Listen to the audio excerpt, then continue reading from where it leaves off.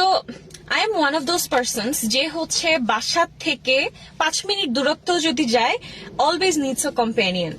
This is one of the reasons I got married pretty early, because I love companionship.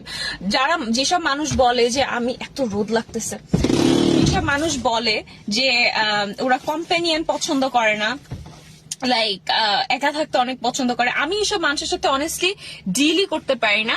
কারণ হচ্ছে মানে deal করতে পারি না, মানে রিলেট করতে পারি না আর কি, যে মানে কি বুঝাইতে চায়। মানে আই লাভ কম্প্যানিয়নশিপ। আমি এই যে অস্ট্রেলিয়াতে আসার পর থেকে মাঝে মাঝে আমার কাজে যেতে হয় একা একা, except for that grocery shopping, মানে যে কোনো ছোট থেকে ছোট কাজে আমি যদি বের হই, আমি অলওয়েজ আমার হাজবেন্ডকে নিয়ে বাইর হই।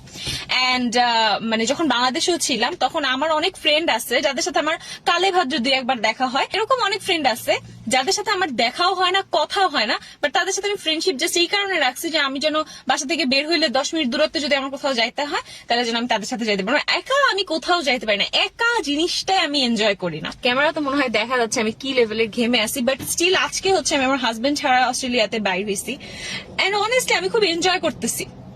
আমার হাজবেন্ড যদি এটা দেখে খুবই রাগ করবে, বাট আমি রিয়েলি এনজয় করতেছি। মানে আমার কিছু কাজ ছিল, হাতের কাজ ছিল, মেইনলি হচ্ছে আজকে একটা ইন্টারভিউ দিতে গেছিলাম। ইন্টারভিউ দিতে যাওয়ার পর এখন আমার আরেকটা শিফট আছে হচ্ছে 12টা-1টার দিকে। তো এতক্ষণ আমি কি করব, এই জন্য আমি কিছু হাতের কাজটা ছেড়ে ফেলতেছি, and it really feels good. It feels good for the first time. I am feeling good outside all my self.